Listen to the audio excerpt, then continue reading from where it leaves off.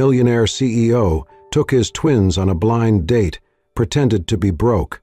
Everything changed when she offered to pay the bill.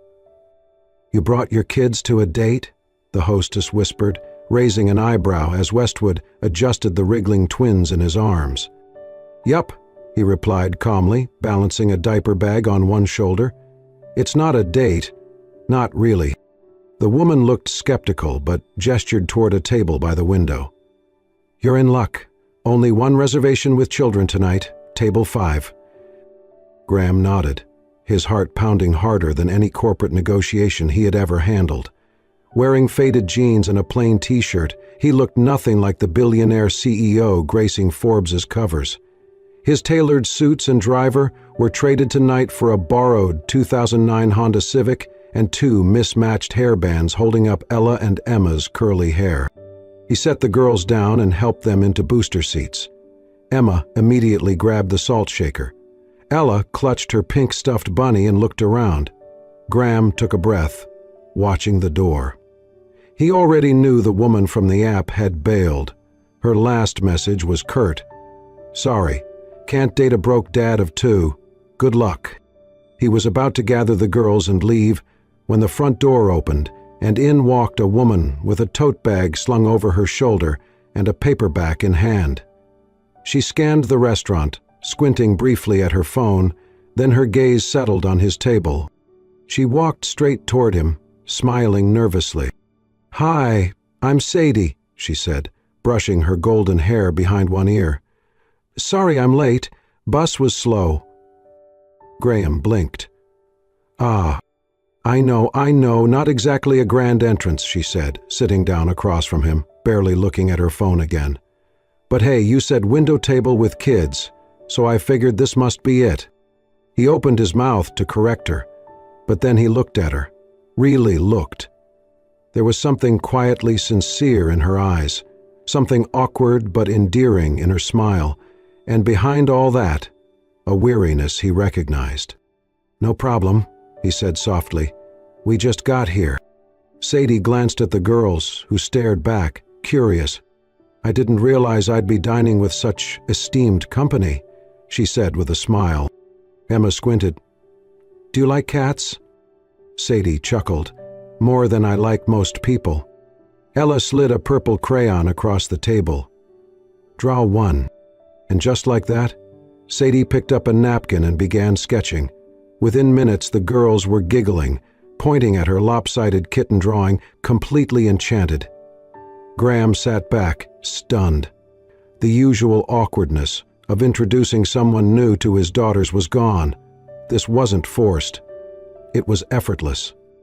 Dinner arrived in a flurry of chaos. Spaghetti sauce splattered onto the table, orange juice tipped, and napkins were sacrificed in the process. Sadie didn't flinch. She helped Emma wipe her chin and shared a story about how she once slipped and fell, face first, into a birthday cake at the library. The girls burst out laughing.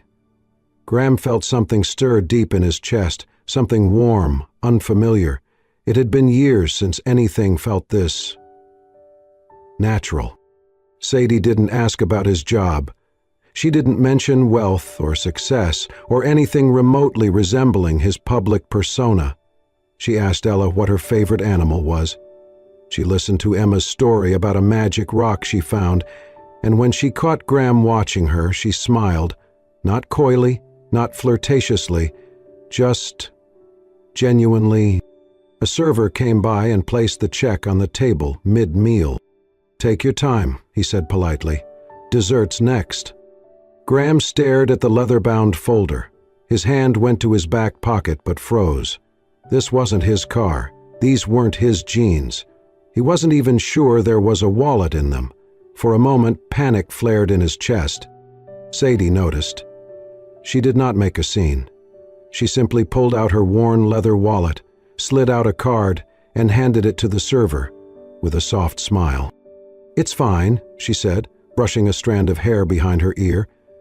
"I've had worse dinner dates." Graham turned to her, stunned. "You didn't have to—" "I know," she interrupted gently, "but I wanted to. You looked like you needed someone to just be kind." He fell silent.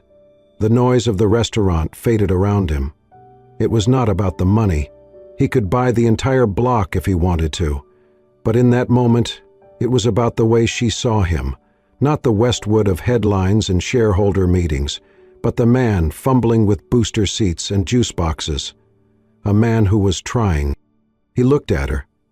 Really looked. She had soft lines of weariness around her eyes, probably from too many late nights with books, not parties. Her blouse was simple.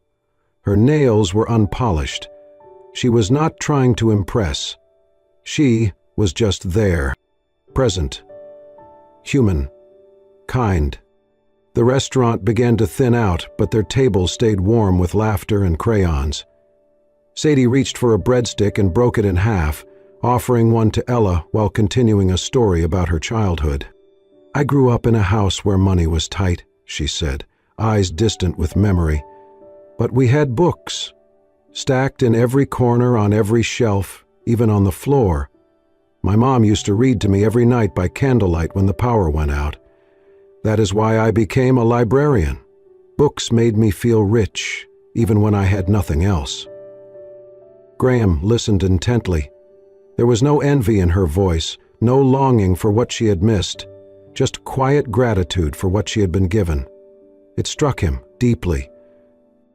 Most of his dates had wanted to know about his house in Aspen, or what kind of wine he liked, or how many cars he owned. But Sadie never asked a single question about his career. She did not seem to care what he did, only who he was. And for the first time in years, Graham felt seen. "You must love your job," he said. Sadie nodded. "I do. The kids who come in after school, they light up when I remember their names or set aside a book just for them. It is small, but it matters. At least I like to think it does." Ella leaned her head on Sadie's arm, and Sadie gently brushed a crumb off the child's cheek. "These girls," she whispered, "are something special." Graham swallowed hard. "They are my world." When the meal ended, Graham stood and offered to walk Sadie to the bus stop, or at least give her a ride. "It is not a fancy car," he said with a wry smile, "but it gets from point A to point B." Sadie hesitated, glanced out the window. "It's okay," she said softly.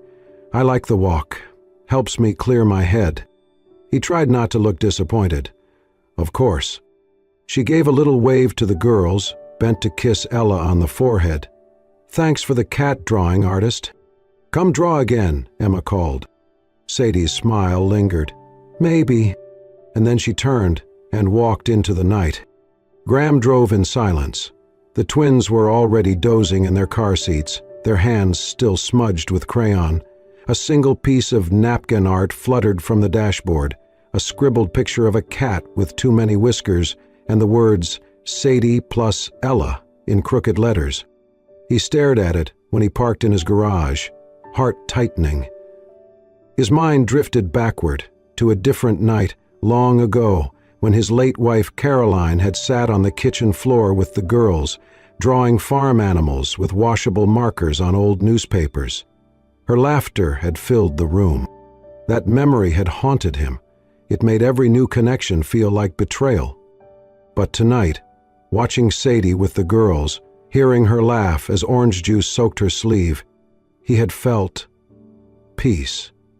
Not guilt, not fear. Just the quiet sense that maybe, just maybe, healing was not betrayal. Maybe it was permission to keep going, to begin again.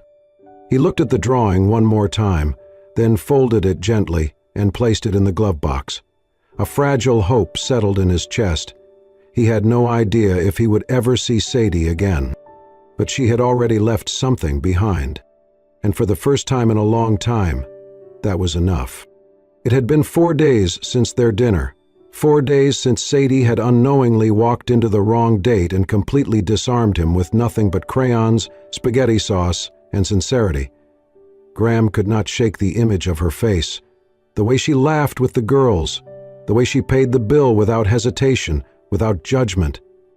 All he had to go on was a passing comment she made about her job, I work at the library near Pine Street, the one with the red doors. On Saturday morning, Graham packed the girls into the car again. He told himself it was just a casual visit to the library. No expectations, no plans. Just curiosity. And maybe a little hope. The red doors were easy to find. Inside, the scent of old pages and wood polish wrapped around them like a familiar blanket.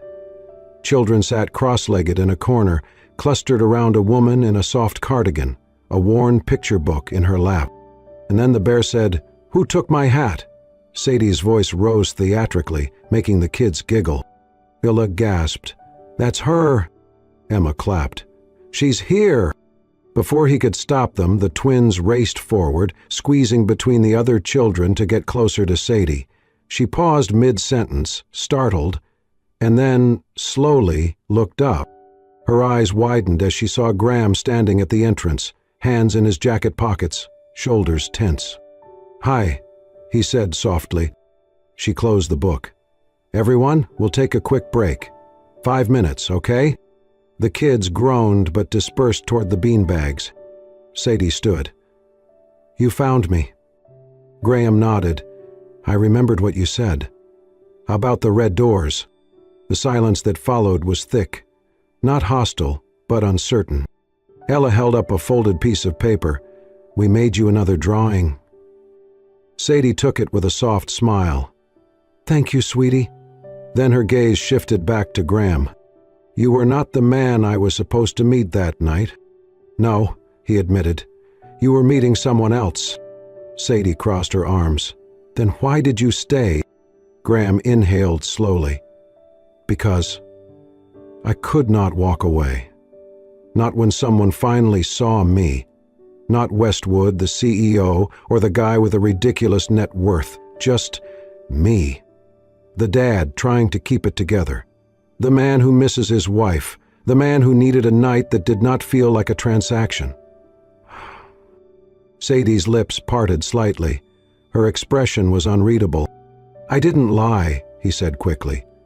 "I didn't pretend to be someone else. I just didn't correct you. Because for once, someone wasn't looking at me through a lens of money or power. You sat down and listened to my daughters. You paid the bill without flinching. You laughed when things got messy." Her eyes softened, but didn't drop. He stepped a little closer. "My name is Graham Westwood. I run a company that probably made your library's donation boxes. I own too many suits and live in a house that is too big for 3 people, and most of the time, I hate it. But the other night, I didn't feel like any of that mattered. Because of you." Sadie swallowed, glancing at the twins, who were flipping through books nearby. "So," she said quietly, "what now?" "I don't know," he said honestly. "I just knew I couldn't let you disappear without telling you the truth. Not because I think it'll change anything, but because you deserve that much." She looked down at the cat drawing in her hand. It had a pink heart over its head and the words, "For Sadie," scribbled in block letters. "What I saw that night," she murmured, "was real. The way you looked at them, the way they looked at you, the way you watched me. Like you were seeing something that scared you. That wasn't fake." "It wasn't," he said. She met his eyes again. "But I need time to figure out what's real when everything else around you feels complicated." He nodded. "Take all the time you need." A long pause hung between them. Not goodbye. Not yet.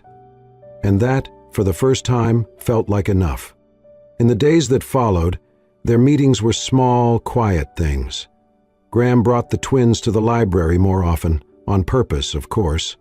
Sadie would smile when she saw them enter, always pretending to be surprised.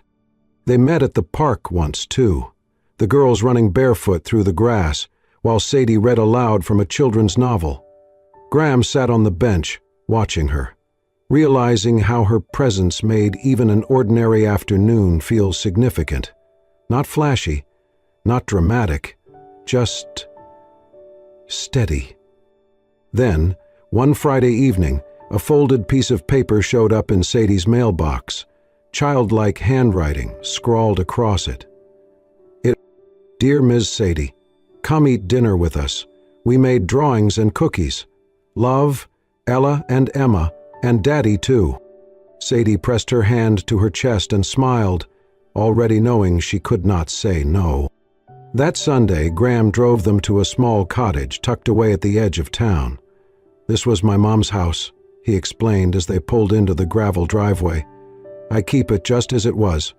It's where I go when I don't want to be Mr. Westwood. The house was modest and warm, with flower pots along the porch and an old wind chime clinking softly.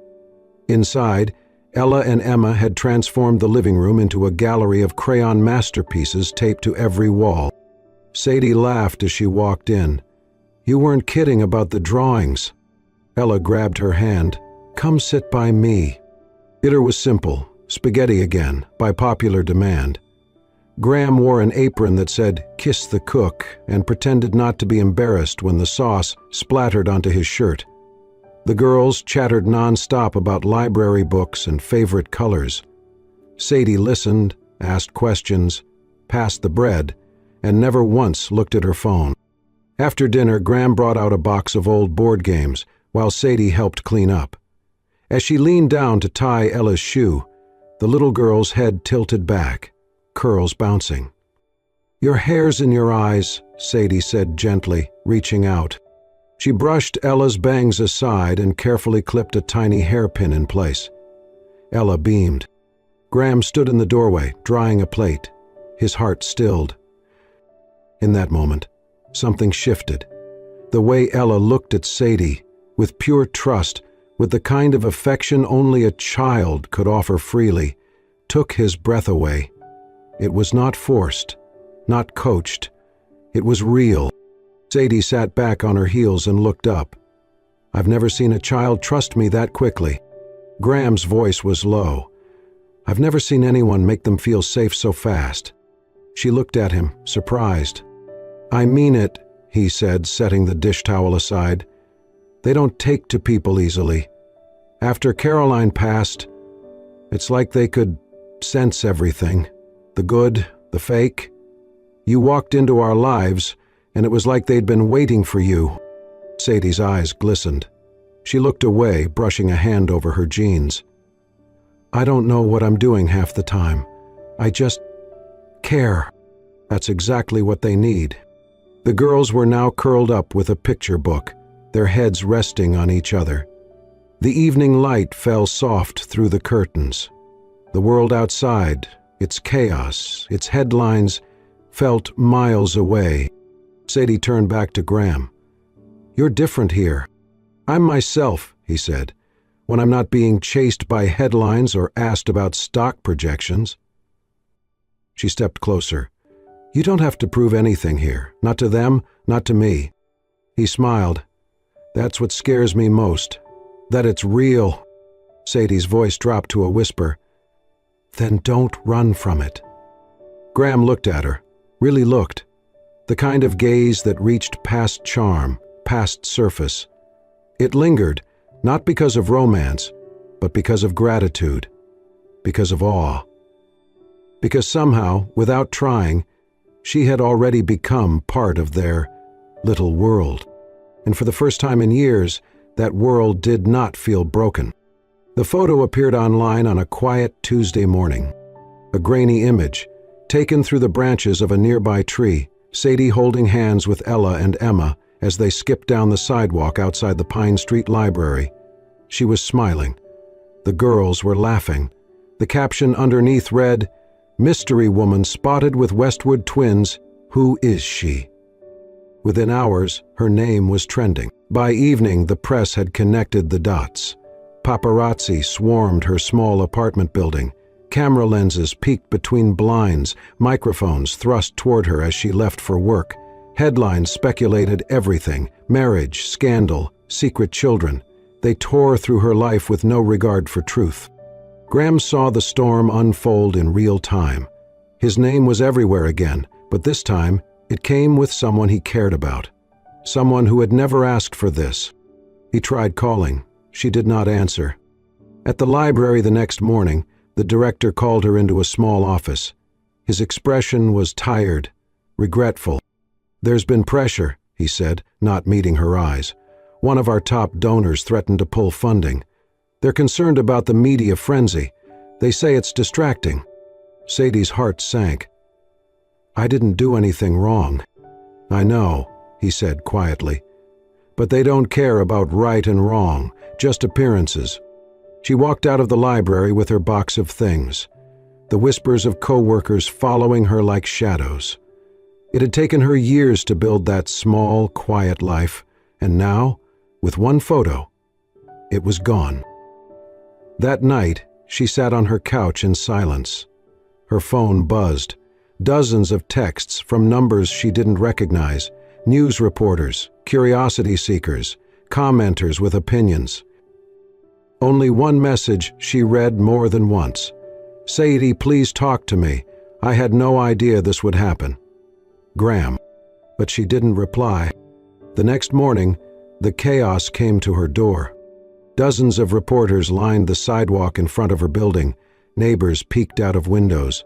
One woman down the hall shouted, "Is it true? Are you marrying him?" Then a new sound rose above the shouting. A car door slammed. Footsteps. The unmistakable hush that fell over a crowd when something, or someone, unexpected, appeared. Graham Westwood stood at the base of the steps, his tailored coat unbuttoned, his hair a little unkempt from the wind. The cameras snapped wildly. He ignored them all and looked straight at Sadie's door. From the window above she watched him. Her hands trembled at the edge of the curtain.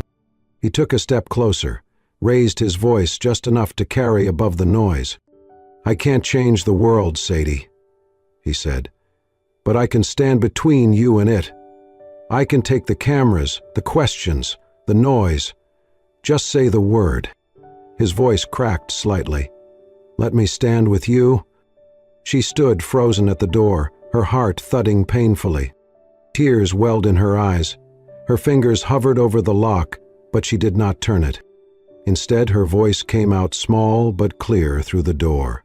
"You have to protect your daughters. Don't let them get caught in this mess." "They're already in it," he replied, "because they asked about you every night this week, because they miss you, and so do I." She swallowed a sob. "I didn't ask for this."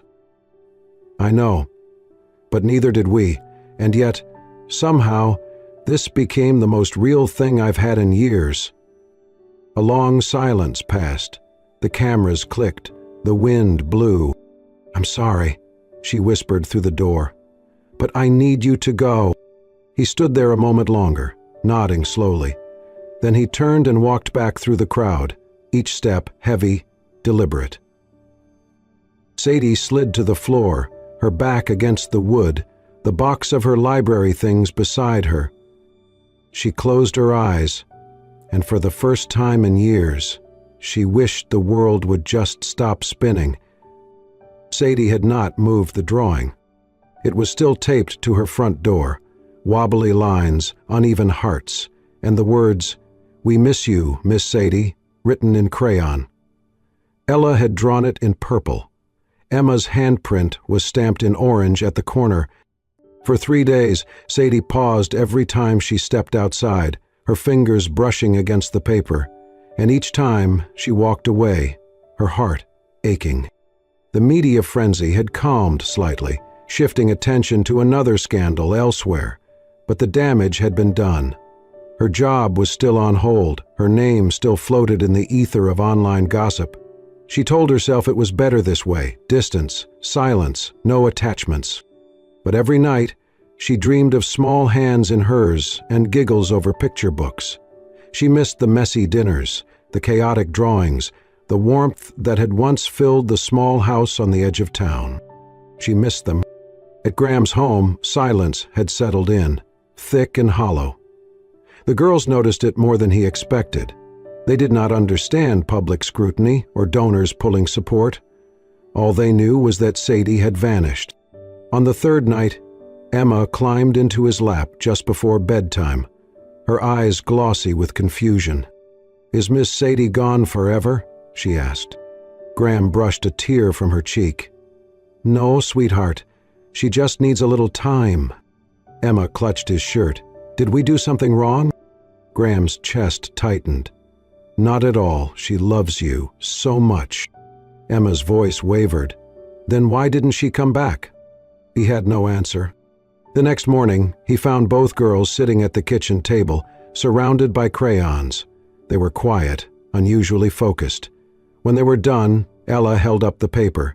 A new drawing, this one of 3 stick figures, labeled Us, with hearts floating around them. Above it, the words, "We bring our hearts." Graham looked at it for a long time. Then he stood up. "We're going to see her," he said. Ella's eyes lit up. Emma clapped. They dressed quickly. No cameras followed them this time. He took the side streets, parked 2 blocks away, carried the girls in his arms to avoid the lingering press. When they reached her door, the old drawing was still there, fluttering slightly in the breeze. He knocked. No response. He knocked again, softer this time. Still nothing. He looked down at his daughters. "Are you ready?" Ella nodded and reached up, taping their new drawing directly underneath the old one. Then the girls stood side by side in front of the door, arms stretched out, ready for a hug neither of them knew for sure they would receive. Inside, Sadie had been sitting on the floor, surrounded by books she was trying to reorganize just to keep her mind busy. When she heard the knock, she froze. Then she heard it. Small voices giggling, the rustle of paper, and the unmistakable sound of love waiting on her doorstep. She opened the door slowly, and there they were. Ella and Emma stood with arms wide, eyes bright. No fanfare, no press, just hope. Ella whispered. Sadie fell to her knees, arms flinging open, tears already streaming down her face. The girls ran into her embrace without hesitation, burying their faces into her neck. "I missed you," Sadie choked out. So much." Graham stood quietly behind them, his hands in his coat pockets. He waited until Sadie looked up, her eyes rimmed with emotion. "I didn't come with headlines," he said. "I didn't come with promises. I just came with my heart, and theirs." She stood slowly, still holding the girls. "Why did you really come?" He exhaled. "Because I can live without fame, without money, without the noise. But not without this. Not without you." The girls squeezed Sadie tighter. She closed her eyes. "I thought I had to protect you from all of it." "You were trying to protect us by leaving," he said gently. "But that's not protection. That's pain." She opened the door wider. "Then come in." He stepped forward, the girl still wrapped around her legs. The moment was quiet. No reporters, no flashing lights, just 4 hearts in a doorway. "I don't need anything else," he whispered. She nodded, her voice breaking. "Me neither." And this time, no one let go. Life after that day did not return to what it had been before, but it became something better, different, quieter, more honest. Graham and Sadie began again, not in secret, not with fanfare, but with a quiet determination to do it right. There were no staged photo ops, no grand declarations. Just walks in the park, story time in the living room, and grocery runs, where Ella insisted on pushing the cart while Emma rode inside it. Sadie moved slowly, cautiously, but she stayed, and Graham respected that pace, never rushing, never pushing. The world had already tried to rip her out of her comfort zone. He would not be the one to do it again. Instead, he asked her, gently, "If you could do anything in the world, anything, what would it be?" Sadie smiled. "Start a reading program for kids who don't have books at home, for the ones who wait in the back of the library until closing time because they don't want to go home." Graham nodded.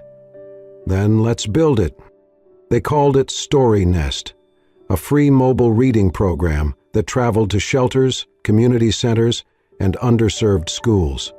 Sadie organized volunteers, picked out books, read to children with the same warmth she had shown Ella and Emma that first night. Graham funded it quietly. He let Sadie lead every decision. When reporters called, he declined interviews.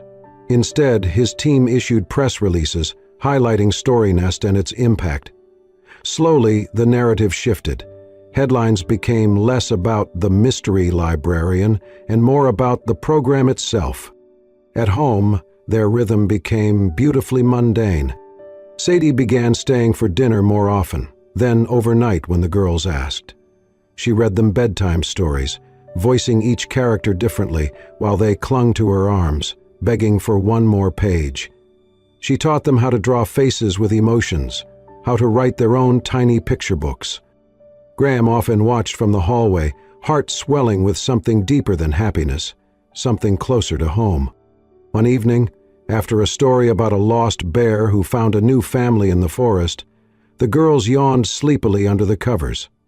Sadie tucked them in, brushing back their hair. Emma reached up, blinking slowly. "Miss Sadie."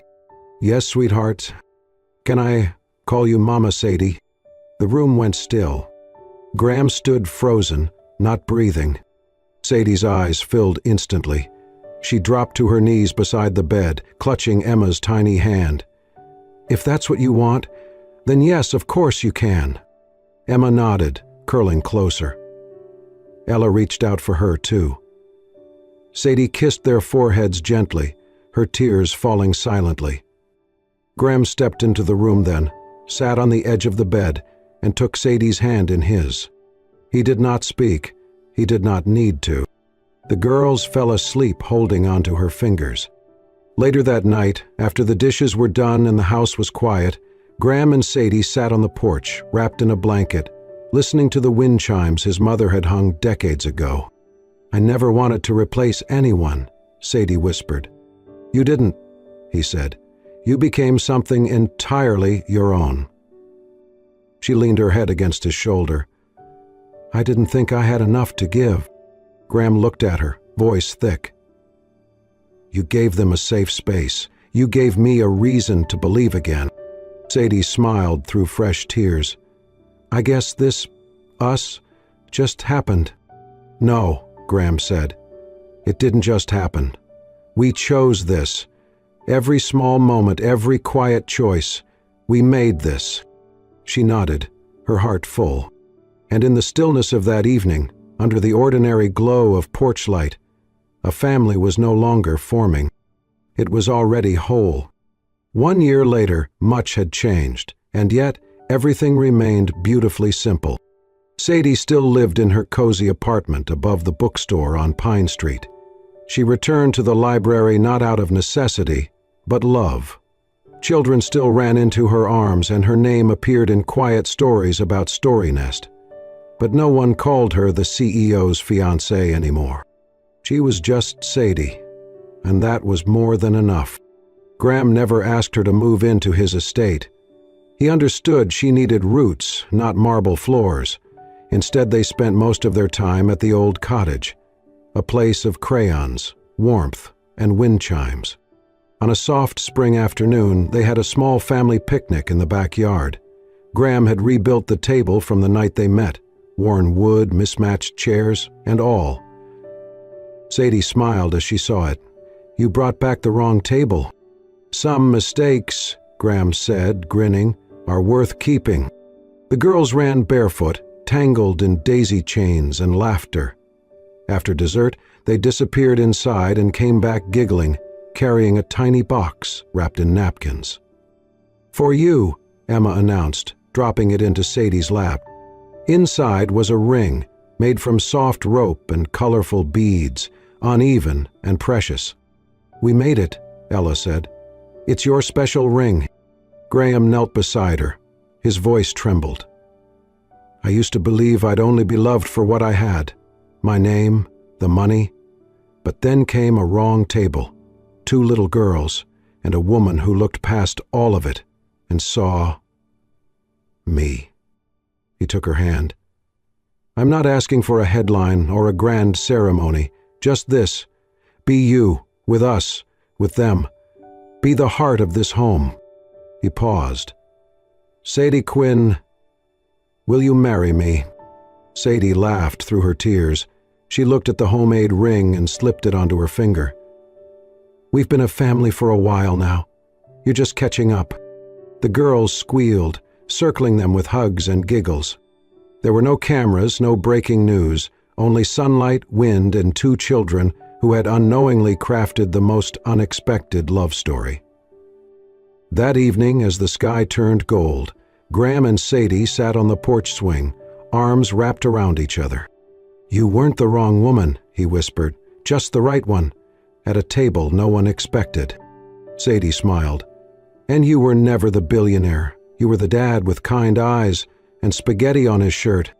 In the quiet of that ordinary day, they began the rest of their lives. Sometimes, love does not come with perfect timing. It arrives softly, sits at the wrong table, and turns your world right. Graham had tried to guard his heart behind wealth. Sadie feared her small world could not hold something as big as love. But in the end, it was not the mansion or the money. It was bedtime stories, crayon hearts, and a woman who chose to see the man, not the name. Thank you for being part of this soul-stirring journey of love, healing, and hope. If this story touched you, if it reminded you that home is where the heart is, not the headlines, then please subscribe to Soul Stirring Stories. We bring you real emotional tales that heal, inspire, and stay with you long after the screen fades to black.